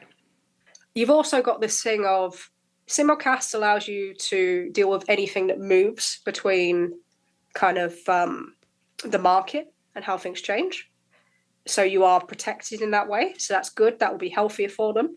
But also, it allows you to show how you perform on these streaming services, just in case something happens with WBD. If it merges with Paramount or becomes a different service, or, there's no guarantee that we can't see the media future. Right. And if 20 years ago, if you thought that there'd be a majority for streaming and not cable, people would have thought you were insane. Yeah. So I think that this deal in particular for AEW allows them to demonstrate who they are across as many platforms as possible. Yes. And that safeguards them going forward. And that's probably, for them, it's probably more important to have that in future guarding, being such a young company, than being such a kind of a company like WWE with years and years of TV broadcasting. Yeah. Okay. I've bored you long enough now. No, right. Jesus, please. How many numerous conversations have I gotten invested in? All right, I think we have our last question of the night. Oh. Evan on Discord asked us, is Collision a tainted brand? Ticket sales for it are almost always lagging behind Dynamite by a pretty substantial margin. I still view it in part as the punk show. Yes. Yes. I think that Collision suffered. We went through this. I don't think Collision was ever given the care that it probably deserved as being launched. I think it had a unfortunate birth, and I think CM Punk kind of gave up on it 3 weeks in, and I don't think that. Yeah, it's. I don't think that since then the show has struggled to have its own identity. I think there have been times where Collision has been booked very well, and I think there have been times where the show has exceeded Dynamite. But I don't think that that's the norm, and I don't think it's a thing you can trust. I also think the biggest issue is that from a Collision standpoint, you have no idea who's going to be on that show any weekend. None idea whatsoever. So you want to buy a ticket for it. You could end up with a spectacular episode featuring a bunch of stars, or you could end up with a couple of people and a bunch of squash matches. There's no way of knowing who's going to be on the show. There's no trust in the audience about who's going to be there. And I think that from a ticket sales perspective, more than anything else, that's the bigger problem. I think in terms of TV viewing, the tainted brand stuff is more of an issue. Viewership is not silly. As soon as they realize that the company aren't invested in something, right, and it's completely missable content, then they will follow. Right. And that always starts with young women, because that's what we've seen the trend. It was the same with Rampage, and it was the same with Collision. And it is a tainted brand. And I think the biggest question about if they add something like Shockwave is, does Tony have the ability to have 2A shows? Right. Because every time we've been told there'd be 2A shows, it's gone into a traditional way where it hasn't been. So. No, they haven't been able to pull it off. It should be an easier day to sell tickets. Saturday, obviously, is far easier to get people in a building than Wednesday. And it hasn't. And it's because there's no reason to care. No. There's no reason to care about Collision. It's never made itself trying to be appealing to a lot of demographics in the fan base. Nope. It's deliberately tried to not do that in so many ways. I do it Saturday night. What did I watch? I watched the baseball, and then I caught up on a few promos the next day. If you enjoy it when you watch it, it's great, but you can miss it and not miss a thing. Correct. And that is always dangerous, because once you teach your fan base that you have missable content, it's much easier for that to transfer into missing a Dynamite or just miss a pay-per-view. So I would say that once they know what they're doing with Shockwave, there should be a real strategy to either have your 2A shows and that's your B show. Collision was originally pitched as a B show. Yes. Replacement for Dark. However, you have what you have, and you have so much talent. And and I know they have, you have issues with talent working weekends being as part of your primary offer, but it can't carry on like this. It just can't. And fix it. Fix it once you get Shockwave. Decide what it is. Build your 2A shows. If not, sort out Collision. Okay. Right. Well, that was interesting, wasn't it? Good show, Trish. Let's congratulate ourselves on it. Oh, we're doing a victory lap. I'm not running around the room now. I'll probably lose all my breath without. You would definitely run. I don't want to get up. It's late. I'm tired. We'll get Usagi to do it. Usagi, come here. Do a victory lap, girl. Do a victory lap. He's not doing that. He's been watching me. He's like, what are you doing?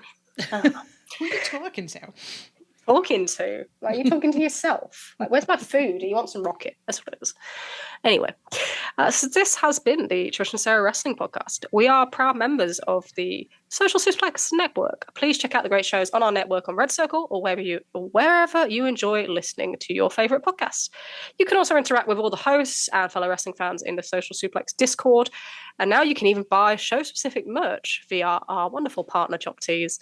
Check out the full range over at www.chopped-tees. What do you say? Good. No. I say hyphen. You say like dash. Dash. I'm like, Good. did I miss a cue? What the hell? For fuck's sake. www.chopped-tees, I'll do it American style, .com/social suplex. Maybe a thank you to our listener and comedian Chris Chopping, who keeps wearing our merch on stage, and it's really so freaking incredible. me out. Chris, thank you so much. It's awesome. I'm going to send you a hat, Chris. Once I figure out how to get around the data protection things, I may just ask you to send me your address. Former phone shop manager that used to run lots of data protection audits. Ruining it out. This is trains. This is what it does to you. So the Trish and Sarah Wrestling Podcast is produced by the wonderful Leah of Tunnel Talk, who we are forever indebted to, and I never give enough credit to because I am a bad closer. So, seeing as I am very much in Leah's debt, and that they suggested this on Tunnel Talk, I need to do a special voice. So I've not practiced my special voice, so we're good. I decided I'd do you a special ad read. Okay. All right, are we ready? I need to put on a proper voice. I should have practiced this earlier. This is like when I had to ask a question for news agents and I recorded it 20 times. Okay. With winter right around the corner, why not get prepared with a Tunnel Talk snug hoodie? It's perfect to wrap yourself up in as you start to feel the chill during that never-ending AEW pay-per-view with too much FTR. Not supposed to make myself laugh in this. You can relax even further with a Tunnel Talk pillow and dream of summer while you drink a beautiful smoothie from your Tunnel Talk tumbler, just while daydreaming away to thoughts of Chuck Taylor that Dax's mustache keeps ruining. You can find all these great products and more over at www.chop-tees.com/Tunnel Talk. Disclaimer: products are location specific. Please check website for details. They are available to all except for the Young Bucks, who are wearing too many clothes to the ring this year. But Matt, you can keep the pearls. Thank you. All right. Well, you just made a couple people very, very happy. And I said to you, I was like, it won't be funny to you, but it'll be funny to Leah, and it popped me, and that's all that matters. Listen, I also think the Young Bucks are wearing too many clothes these days, so let's just, Yeah, like, sort it out, Matt. What are you doing? Nick, sort it out. Tits out, boys. Tits out. Might be cold out there for potential Newcastle United fans. There you go. Seriously. So you can also email us, or you can oh my God, how have I screwed that up? I did so well today. I wrote it all out. You were dominating. I wrote it all out, and I read it all perfectly, and now I've screwed it up. I'm no Jeremy Donovan. I'm just not. No. Anyway, you can email us at trishandsarah@gmail.com. trishandsarahpod@gmail.com. Fuck's sake. Just leave us all in, because it's just funny now. Email us at trishandsarahpod@gmail.com. You can find us on Twitter at trishandsarah, at trishandsarah. Sarah is on there at Sarah Grabs. You can also find me if you ask me. I'm really enjoying my piece. I love it. Especially with all these new Elon Musk rules. We only have to abandon Twitter. I know. It's probably inevitable at this point, but... Yeah, it is. So, as some of you might know, Tunnel Talk is taking a break through November. And we are also taking a break. Because Sarah is going to be living the high life, going on a cruise. Yes. Which is a much better way of spending November than most of us. Not the whole month, just 1 week, Trish. Jesus. If it happens to be our recording week. But we are going to try and bring you something in replacement that we think is going to be pretty interesting. So please listen out for that. And then we'll be back with regular content not long after on our regular schedule. So it's going to be a while until then. So we're going to give you some peace, maybe. So we'll be back. I think we're back just around Full Gear time, so that's probably a good time. Yes, right after Full Gear will be over with. Yeah, so we can assess everything from there. So until then, thank you for listening. This has been the Trish and Sarah Wrestling Podcast. I am Trish. I am Sarah. And we will see you very soon.